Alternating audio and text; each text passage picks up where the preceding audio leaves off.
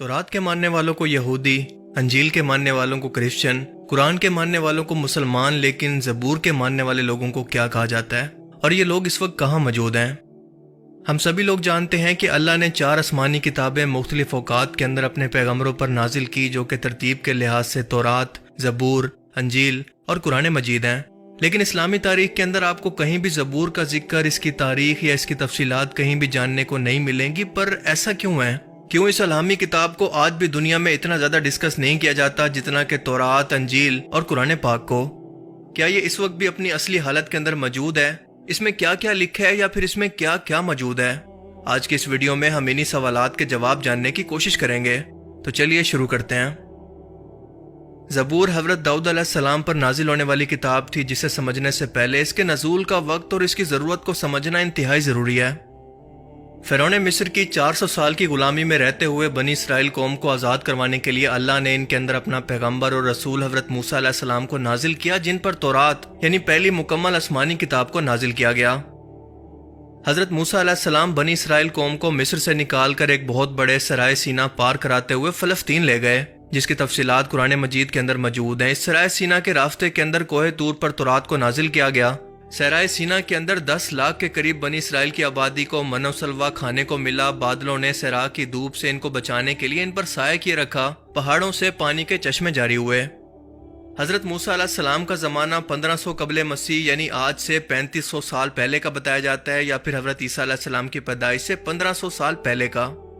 इस वक्त फ़लस्तीन के अंदर मुशरिकीन की हुकूमत थी। हज़रत सुमूएल अलैहिस्सलाम, जो कि अल्लाह के नबी और पहले इसराइली बादशाह थे, उन्होंने काफ़ी अरसा तक बनी इसराइल पर हुकूमत की, और जब वो बूढ़े हो गए तो उन्होंने अल्लाह के हुक्म से तालूत को इनका बादशाह मुकर्रर किया। और इस वाक़े का जिक्र कुरान करीम के पारा नंबर 2 में सूरह बकरा की आयत 245 से 252 के अंदर मिलता है।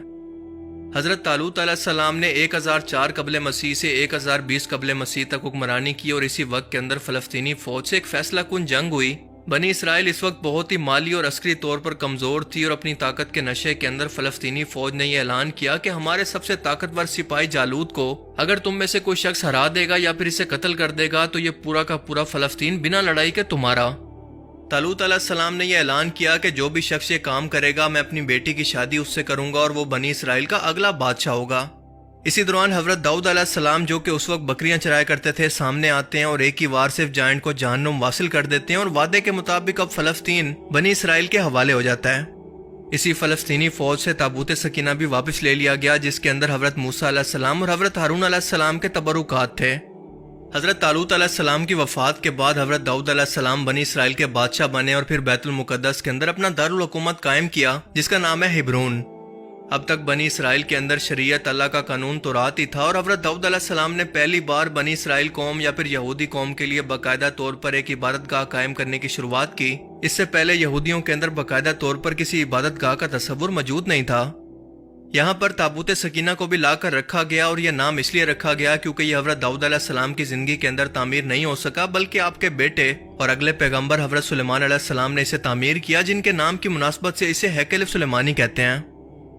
अब क्योंकि बनी इसराइल कौम के पास किताब भी थी, इबादत का तस्वुर भी था, लिहाजा हज़रत दाऊद अलैहिस्सलाम की ज़िंदगी में इन पर ज़बूर नाजिल हुई, जिसका लफ्ज़ी मतलब है टुकड़ा। अब यहाँ पर सबसे अहम और समझने की बात यह है कि ज़बूर कोई शरीयत की किताब नहीं है, बल्कि अल्लाह की तारीफ़ और हम्दो सना से भरी हुई किताब है, क्योंकि अल्लाह ने हज़रत दाऊद अलैहिस्सलाम को लोहे को नरम करने की ताकत और इंतहाई खूबसूरत आवाज़ अता करने के साथ साथ अल्लाह की हम्दो सना इतने खूबसूरत अंदाज के अंदर बयान करने का मौजा अता किया था, जो कि आज तक किसी और को अता नहीं किया। ज़बूर की पूरी किताब भी अल्लाह की तारीफ़, इसकी बड़ाइयों और इसकी हम्दो सना से भरी हुई है। इसके अंदर ज़िंदगी गुजारने के कोई अहकामात मौजूद नहीं है, ना ही कोई तारीख, पेशन गोइयाँ, इखलाकियात, ऐसा कुछ मौजूद नहीं। यानी ज़बूर की बुनियाद पर किसी माशरे की बुनियाद नहीं रखी जा सकती। ये कोई अलग से शरीयत या अल्लाह का कानून नहीं है। इस किताब के नाजिल होने के बाद बनी इसराइल कौम को बाकायदा तौर पर अल्लाह की हम्दो सना और इसकी इबादत का तरीका सिखाया गया। हज़रत दाऊद अलैहिस्सलाम अपने साज के साथ जब इस ज़बूर की तिलावत किया करते तो आसमान, पहाड़, नदियाँ इस आवाज़ को सुनकर आपके साथ झूमने लगती। इस कलाम और आपकी आवाज़ के अंदर इतना असर था कि ये दुनिया के अंदर इंसानों को जन्नत की आवाज़ महसूस हुआ करती। हज़रत दाऊद अलैहिस्सलाम की वफ़ात के बाद ये आवाज़ तो बाकी ना रही, मगर ये कलाम बनी इसराइल कौम हैकल सुलेमानी के अंदर खुदा की बड़ाई और इसकी इबादत को बयान करने के लिए पहले भी पढ़ा करती और आज भी पढ़ती है। جو کہ ظاہر ہے کہ ہزاروں سالوں سے ایک جنریشن سے دوسری جنریشن تک پاس ہوتے ہوئے اپنی اصلی حالت کے اندر آج نہ تو مکمل طور پر محفوظ ہے اور نہ ہی اس کے اندر مکمل طور پر وہ چیزیں موجود ہیں جو کہ حضرت داؤد علیہ السلام پر اللہ نے نازل فرمائی تھی۔ یہ تمام آسمانی الفاظ یعنی حضرت موسیٰ علیہ السلام پر نازل ہونے والی تورات سے پہلے کے صحیفے، خود تورات اور زبور کو اولڈ ٹیسٹمنٹ یا پھر عہد نامہ قدیم کے نام سے جانا جاتا ہے، جبکہ انجیل مقدس کے تمام نسخوں، رسولوں کے اعمال، حواریوں کے خطوط اور مکاشہ جس کے اندر شامل ہیں، اس کو عہد نامہ جدید یا پھر نیو ٹیسٹمنٹ کہا جاتا ہے۔ زبور کی کچھ آیات کا ترجمہ میں آپ کو پڑھ کر سنا دیتا ہوں تاکہ آپ کو بہتر طور پر پوری کتاب کا مقصد سمجھ میں آ جائے۔ خداوند میرا مالک ہے، مجھے کسی چیز کی کمی نہیں ہوگی۔ وہ مجھے ہری بھری چراگاہوں کے اندر بٹھاتا ہے اور مجھے سکون کے چشموں کے پاس لے جاتا ہے۔ وہ میری جان کو زندہ رکھتا ہے۔ وہ مجھے اپنے نام کی خاطر سچ کی راہوں پر لے چلتا ہے، چاہے موت کی کسی وادی سے میرا گزر ہو تو بھی میں کسی بلا سے نہیں ڈروں گا، کیونکہ تو میرے ساتھ ہے۔ تیرے عصا اور تیری لاٹھی سے مجھے تسلی ملتی ہے۔ تو نے میرے دشمنوں کے مقابلے میں میرے سامنے دسترخوان بچھایا ہے، تو نے میرے سر پر تیل ملا ہے۔ ہمیشہ بھلائی اور رحمت میرے سر پر رہے گی اور میں ہمیشہ کے لیے خداوند کے گھر میں ہی رہوں گا۔ پوری زبور اسی طرح سے اللہ کی حمد و ثنا پر مشتمل ہے، اسی لیے زبور کو شریعت کے طور پر ماننے والا کوئی بھی شخص دنیا کے اندر موجود نہیں، اور نہ ہی اس کا ذکر ایسی آسمانی کتاب کے طور پر ملتا ہے جو کہ کسی ایک فرقے کا قانون ہو، کیونکہ اللہ کی تعریف اور اس کی حمد و ثنا تو دنیا کا ہر ایک مذہب اور اس کا ہر ایک فرقہ کرتا ہے۔ یہ سب کی کامن زبان ہے جس پر کسی کو کوئی اعتراض نہیں۔ حضرت داؤد علیہ السلام اور سلیمان علیہ السلام کے بعد بنی اسرائیل قوم جادو ٹونے، سود خوری، ظلم اور تورات کی آیات کو پیسے اور اپنے فائدے کے بدلے میں جب بدلنے لگے تو ان کی اصلاح کے لیے انہی میں سے ایک آخری پیغمبر عیسیٰ علیہ السلام بھیجے گئے، جن کی شریعت بھی تورات ہی تھی، اور ان پر جو کتاب انجیل مقدس نازل ہوئی اس کا موضوع تو تزکیہ نفس، اخلاق کی اصلاح اور حکمت کا بیان ہے، کیونکہ یہود کے علماء کے اندر اس وقت جو بگاڑ موجود تھا وہ اخلاقی طور پر تھا۔